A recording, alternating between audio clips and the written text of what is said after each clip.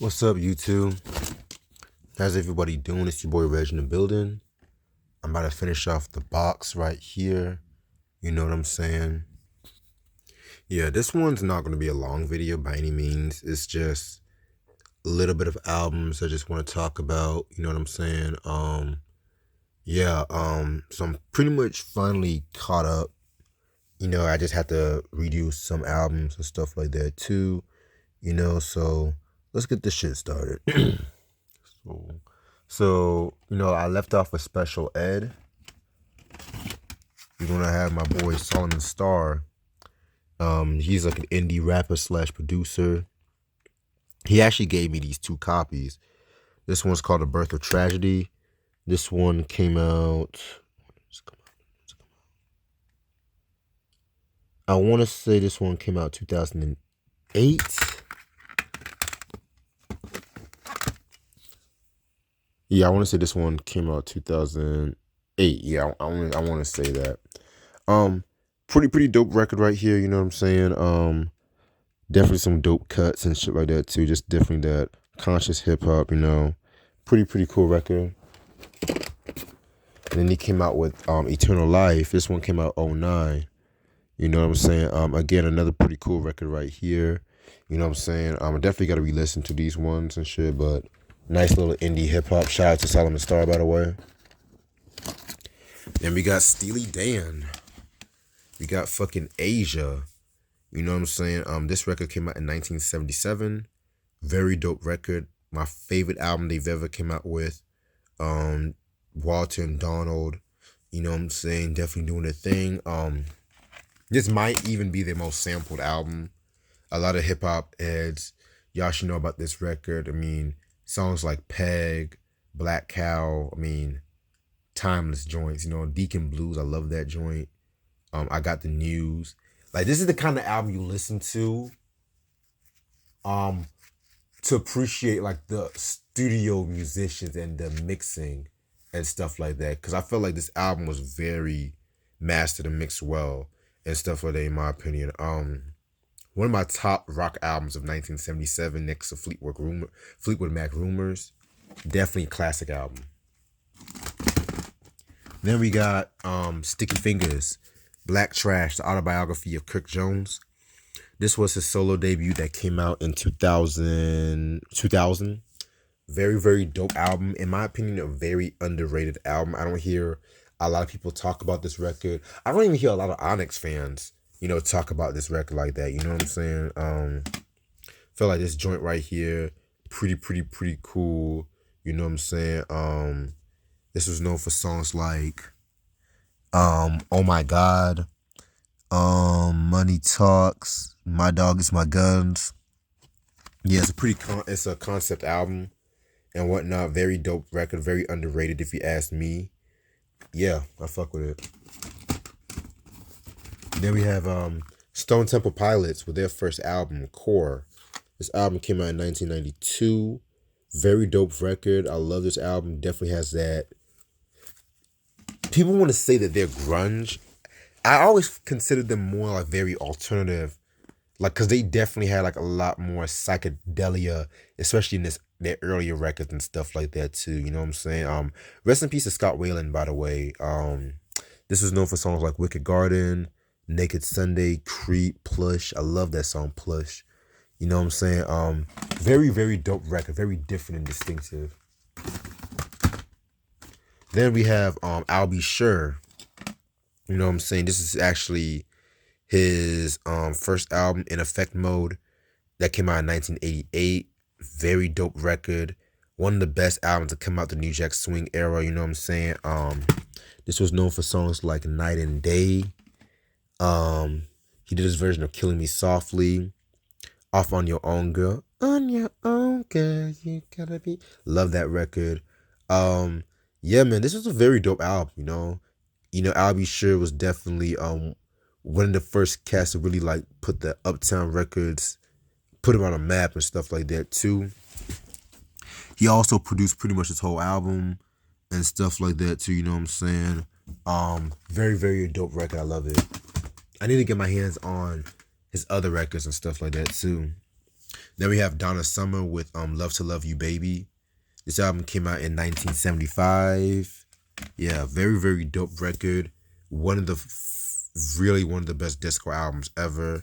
You know, everyone knows the title track, Love to Love You Baby. You know what I'm saying? 16 minutes and shit like that, you know. Then you have songs like Full of Emptiness was pretty dope. I liked Whispering Waves and shit too. You know what I'm saying? Definitely a very timeless album. Then we have Keith Sweat, Keep It Coming. This album came out in 1991. I'm not gonna hold you. This album, it was okay. It wasn't really some of my favorites and stuff like that. You know what I'm saying? Like his first two albums, dope records, but then the Get Up on It and the self-title was pretty good too. But this one, it was alright. I hate when artists do this shit. I want to say like songs like Why Me Baby was a single, Keep It Coming was a single and shit too. You know what I'm saying? Let Me Love You was pretty cool. Yeah, I think the thing that got to me was I don't know, I think it was like the production and stuff, like a lot more up-tempo songs, I guess, you know what I'm saying? Then we have the self-titled album that came out in 1996. This might be like his most popular album to like a lot of fans. You know what I'm saying? This was known. Two of his biggest songs came from this record.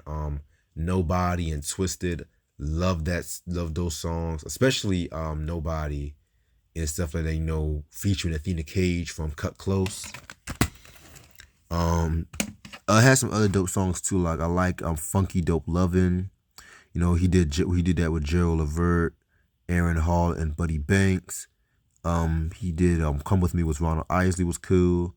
Just a Touch. You know what I'm saying? This definitely had that late 90s kind of feel to it. You know what I'm saying? I definitely love this record. We have SWV with A New Beginning. This album came out in 1996. My favorite album from SWV, in my personal opinion. I feel like this album definitely was their most R&B oriented album. You know what I'm saying? Where all the members actually definitely did their thing with this one. A lot of my favorite SWV joints are on this record. You're the One for Me. I love that joint. On and On was pretty good. Of course, my favorite song, Use Your Heart, produced by the Neptunes, did that beat. One of my favorite beats Neptunes ever done. See, you guys should know, I'm not like the biggest Neptunes fan like that. I mostly consider their earlier material, their magnum opus, like anything after 2000, 2001, I was not a big fan of like that, you know what I'm saying? So, but yeah, this is the best album in my personal opinion and shit like that too. Nothing ever topped this one. Then we have 1997 with Release Some Tension. This album came out 1 year after New Beginning. This is the weakest album in my opinion. Okay, let me be fair. It had Rain, love that song. When We Cried, that was another dope. When You Cry was good. But this album was too hip-hop orientated and shit like that. Like, you had Lose Control, the Redman. I did not like that song. Lose My Cool, excuse me. Keeping Funky with Snoop Dogg, which they basically did like the DLC is funky enough. They basically just took that beat and shit like that. You know what I'm saying? Come and Get Some with E40. I did not like that. Yeah, and even SWV, they didn't really care for that record too, because it was just too hip hop oriented. It wasn't really them, to be real. We got SZA with Control. This album came out in 2016. Very dope album. My opinion, classic record in my personal opinion and shit. You know what I'm saying? This is known for songs like Love Galore, you know, Drew Barrymore, The Weeknd. Love that song, The Weeknd. I recently talked about this album when I did the whole top 100 R&B album, so I clarified a lot of my thoughts on that part and stuff like that. So check that episode out. And then finally, from the box, got T.I. We got 3 albums from T.I. right here. We got the King album from '06. My personal opinion, his best album. This is definitely when he was doing ATL and shit like that too. And he came out with that song What You Know, which that was like a big song back in '06 and stuff like that. I love Living in the Sky with Jamie Foxx. The first song, King Back. Oh my God, he went in on that record. You know what I'm saying? Why You Wanna, where he uses a Crystal Water sample and stuff like that. You know what I'm saying? Pretty dope record. Then we have T.I. versus T.I.P. I had the front cover. I actually ripped it off and stuff like that. You know what I'm saying? Love this album right here. Very dope record. This album came out during like a period when, for one, his friend had died. His friend had died pretty much and stuff like that. You know what I'm saying? And two, pretty much a couple months after this album came out, you know what I'm saying, he pretty much got booked for gun possession and stuff like that. You know what I'm saying? So yeah, that's some crazy ass shit. But yeah, this is a very, very dope record. Definitely love this album. Big songs like Big Shit Poppin', Raw, Hurt, Watch What You Say to Me, with him and Jay-Z and stuff like that. Jay was throwing shots at Lil Wayne on that song right there. You know what I'm saying? So yeah, this is actually a very dope album. I feel like it's underrated. Not a lot of T.I. fans care for this record like that, but hey. And the last album I'm going to show you is T.I. with the Paper Trail album. This album came out in 2008. He was pretty much getting ready to go to prison for the whole gun possession bid around this time. And he started writing. The reason why he called it Paper Trail was because he started like writing his rhymes again and stuff like that too. Because for a period, T.I. was pretty much just like going off the dome whenever he, got in the studio and shit like that too. Which is why like plenty of people called him like a Jay-Z at the South. Yeah, alright. But yeah, this is a very cool record right here. This was known for songs like On Top of the World with Ludacris and B.O.B. That song was like the first time they did after they squashed their beef. You know what I'm saying? Live Your Life with Rihanna. No Matter What. Swagger Like Us. That was a big song. It did have some filler. Like My Life, Your Entertainment with Usher, I didn't care for. I didn't care for Slideshow like that. But still, this was like the last great T.I. album, in my personal opinion. I didn't care for No Mercy. Trouble Man was okay, you know what I'm saying? But yeah, this was the last great one, in my opinion. Alright, and that's everything from the box I want to show you. But since I'm still a little ahead of time, I'm going to show you guys a little bit from, just a little bit from this next collection and stuff like that too, you know what I'm saying? So, yeah, here it is. So, first album is Talking Heads with Fear of Music. This album came out in 1979. I gotta start ripping off the price tag on some of these albums and CDs. But yeah, this was a pretty good record and stuff like that. You know what I'm saying? This was them probably like some of the most darkest material they've done. They were working closely with Brian Eno at this time. One of my favorite Talking Heads songs came out around this era. Life During Wartime. I love that record. I love the song Air. Heaven was pretty good and stuff like that, you know what I'm saying? I definitely got to get some more Talking Heads albums and stuff too, you know what I'm saying? So, yeah, I like this record. And then we have the Thug Life album, Tupac's group, you know what I'm saying? You had him, Big Syke, Stretch was down with them and shit like that, you know what I'm saying? Very dope record, very underrated if you ask me. This was known for songs like Don't Get It Twisted, Pour Out a Little Liquor, Under Pressure, Street Fame, How Long Will They Mourn Me? You know what I'm saying? Very, very dope record. There originally was supposed to have been Thug Life Volume 2, but the thing with that they actually had to scrap it. Yeah, they actually had to scrap it and stuff like that too, you know what I'm saying? Because of the fact that, for one, Pac was going through like a sexual abuse bid trial, and two, people were just protesting gangster rap at that time too. And so I want to say like Interscope pretty much had to dead that, but you can hear like some unreleased joints like on YouTube, compilations and stuff like that. So yeah, very dope joint. We got Bryson Tiller with Trap Soul. Very dope album. This album came out in 2015. Oh my god, man. This album, man, takes me back to college, man. Like, everybody was on that song. Exchange, Don't. Oh my god, love that. Love those records, man. Like, man, the 20 teens, man. I tell you, man. That pre-Trump, that was the era, man. That's all I'm gonna say. But yeah, man. In my opinion, he's the only good album. I didn't care for like a lot of his other shit after this one. I liked 10, 9, 14. Rambo was pretty good. Let Him Know. I mean, god damn, I might have to bump this album though. I might have to talk about this album pretty soon. Like this album definitely it definitely does not get it. I'm not gonna say it's underrated because it definitely had like a lot of accolades and shit too. But yeah. Then we got a Timbaland and Magoo.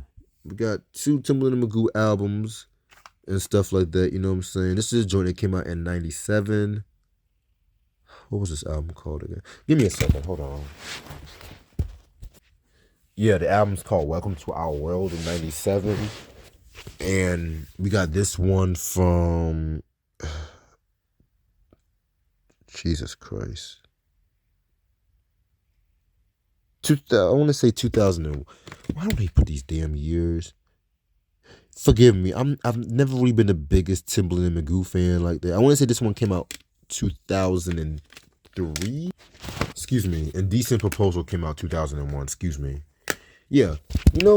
I've said like I said, Timbaland, pretty cool producer. I've never really been the biggest fan of Timbaland and Magoo as a duo. Some of that's because I never cared for Magoo as a rapper like that, you know what I'm saying? And, I mostly I got this from a CD lot. I'm going to be real with you about that. You know what I'm saying? I might give these albums a chance or CDs a chance and stuff like that too. I've never really been the biggest fan of them, but I'll see what I can. I won't put these to the side and shit like that, But I never cared for Magoo as a rapper. Just keeping it a buck with you. Then we had TLC, Crazy Sexy Cool, 1994. I mean, do I even have to express what about this album? This album was a fucking masterpiece. It's a classic.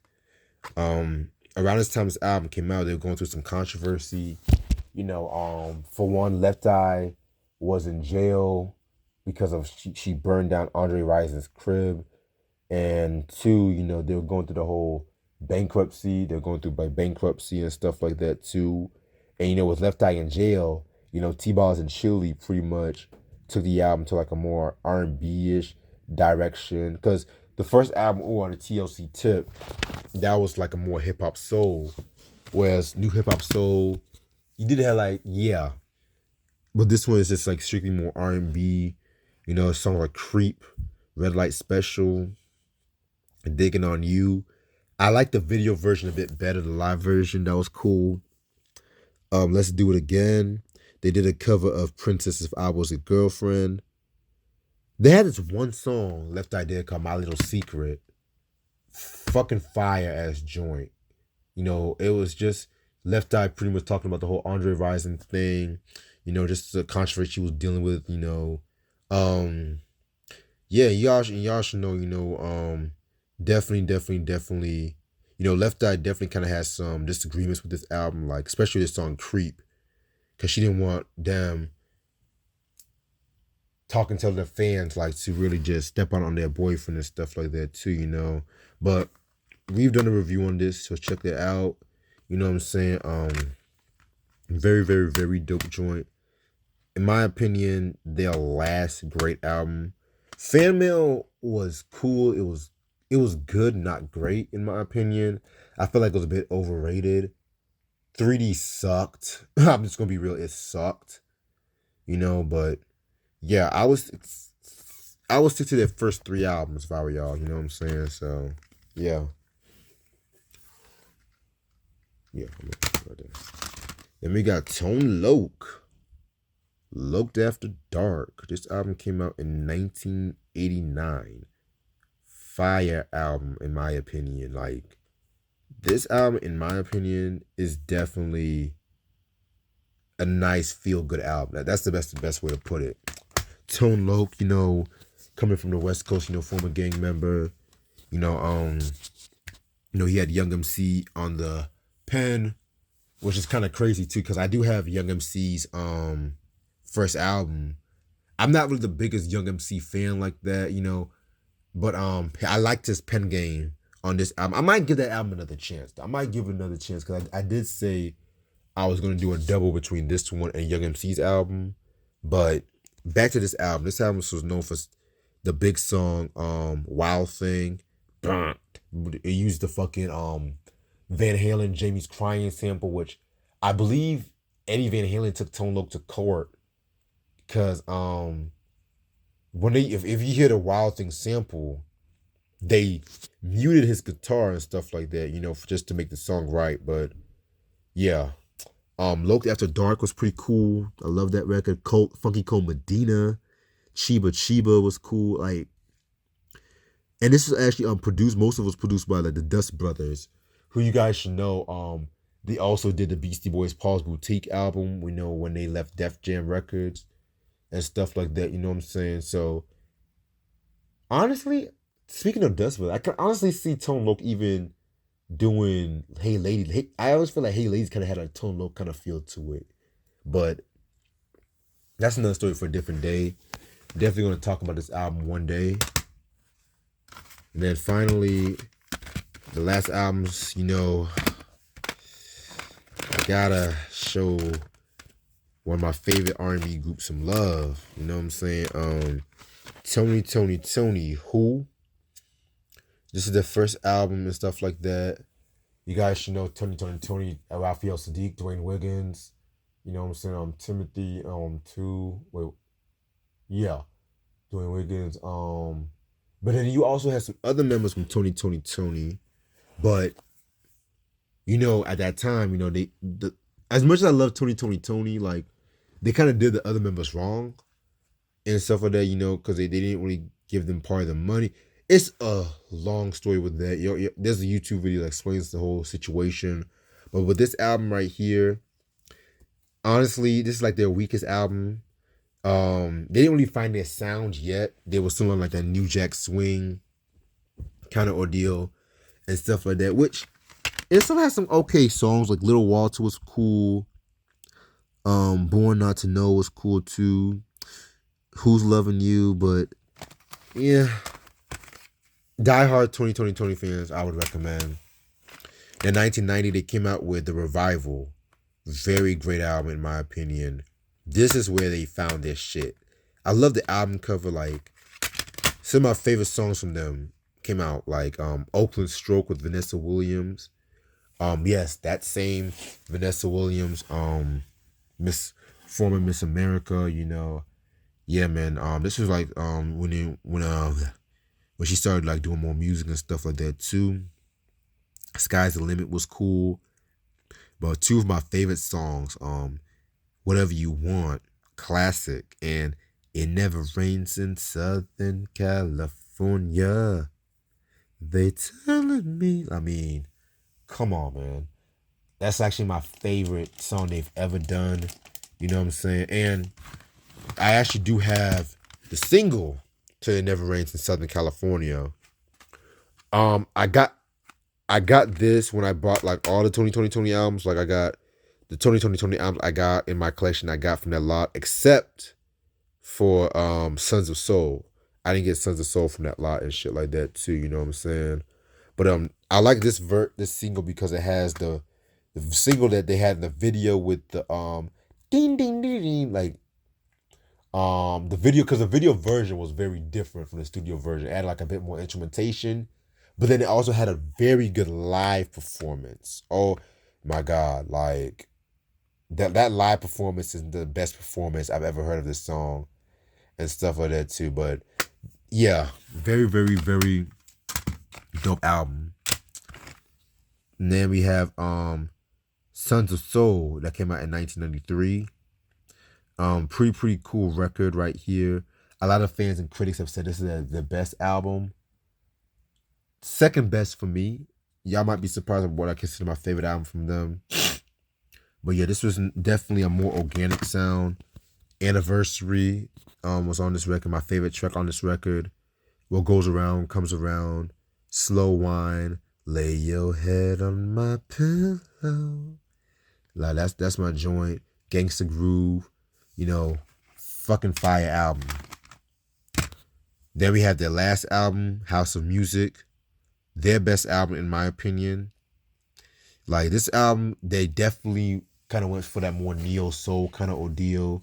You know what I'm saying? Definitely a lot more soulful.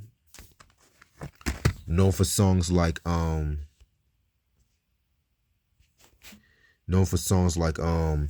Thinking of You, Let's Get Down with DJ Quick. That was a very hot joint. Till Last Summer, Loving You, Still a Man, Annie Mae. Very timeless album. It's a shame that they kind of broke up after this record because, you know, they were kind of going through some disagreements with certain material and shit like that. I want to say that they're back together, you know, touring, but yeah, man. As far as a new album is going to come out, I'm going to hold my breath until that. Then we have Tony, The Hits. This is a compilation that came out in 1997. Nothing to it. You know what I'm saying? Nothing to it. Just fucking like a greatest hits compilation and stuff like that. You know what I'm saying? Yeah. Diehard 2020 fans. Y'all should love it. And I already showed y'all the single, so. And I'm just going to end this off right here. You know, I got just about 30 minutes. I feel like that's good enough for another part. So when I come back, I'm going to finish up this one right here. And then I'll see what I can do with the C albums and this thing right here too. So thank y'all so much for watching. Oh yeah, I still got. Yeah, actually scratch that. I'm gonna finish up all of this next episode and stuff like that too. So thank y'all so much for watching. I'll see y'all later. Peace.